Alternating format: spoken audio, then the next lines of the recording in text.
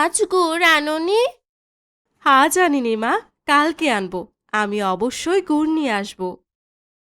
সেই রাতে সবাই শুকনো রুটির সাথে সেদ্ধ সবজি খেলো এবং প্রথমবারের মতো কেউ কোনো অভিযোগ করলো না।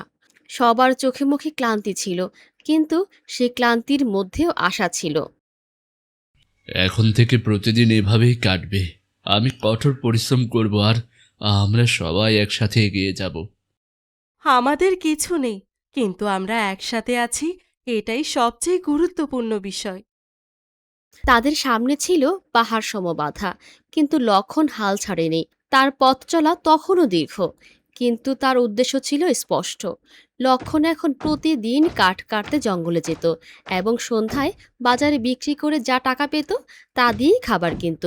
বাচ্চাদের চোখে তখনও ক্ষুধা স্পষ্ট ছিল, কিন্তু তারা আর কোনো অভিযোগ করত না। পরিবারের জন্য সংগ্রাম করাটা তাদের অভ্যাসে পরিণত হয়ে গিয়েছিল। শোনো, দয়া করে তাড়াতাড়ি ফিরে এসো। গতকাল অনেক দেরি হয়ে গেছিল, আর আমার মেয়ে তোমাকে ছাড়াই ঘুমিয়ে পড়েছে। হ্যাঁ শর্মিলা, আমি তাড়াতাড়ি ফিরব। আজ আমি আরও একটু কাঠ নিয়ে আসব, যাতে কিছু বাড়তি টাকা উপার্জন করা যায়। বাবা কি আজ গুড় নিয়ে আসবে? অবশ্যই বাবা, এবার আমি তোমার জন্য গুড় আর তোমার মায়ের জন্য একটা সুন্দর শাড়ি নিয়ে আসব। আর আমার জন্য চুড়ি। আনবো তো মা, তোমার জন্য সবচেয়ে সুন্দর চুড়ি আনবো। ঈশ্বর যেন আমাকে একটু সাহায্য করেন। লক্ষণ হেসে বনের দিকে রওনা দিল, কিন্তু আজ সে অন্য দিনের চেয়ে একটু বেশি দূরে গেল। সে ভাবছিল যত বেশি কাঠ খুঁজে পাবে ততই ভালো হবে। আজ আরও কাঠ দরকার। বেশি কাঠ মানে বেশি টাকা, আর বেশি টাকা মানে সবার মুখে হাসি। সে গাছের এত গভীরে চলে গেল যে কোথায় পৌঁছাচ্ছে তা সে নিজেও বুঝতে পারল না। যত দূর চোখ যায় কেবল জঙ্গল, কোনো পথ ছিল না, কোনো শব্দ ছিল না। আরে, এটা কোন জায়গা? এটা তো কোনো সাধারণ রাস্তা বলে মনে হচ্ছে না।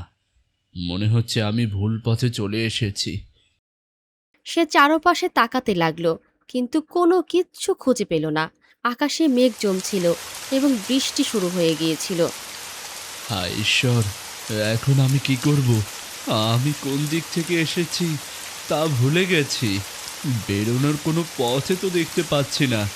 এদিকে সূর্য ডুবে আসছে। কুঁড়ে ঘরে বসে শর্মিলা জঙ্গলের দিকে বারবার তাকালো। সূর্য ডুবে গেছে, কিন্তু লক্ষণ ফেরেনি। আজ অনেক দেরি হয়ে গেছে। ও তো রোজই ফিরে, আজ এত দেরি করছে কেন? মা, বাবার কি কিছু হয়েছে? ওভাবে বলো না বাবা, উনি ঠিকই ফিরে আসবেন। উনি হয়তো একটু বেশি দূরে চলে গেছেন। আমার ভয় করছে মা।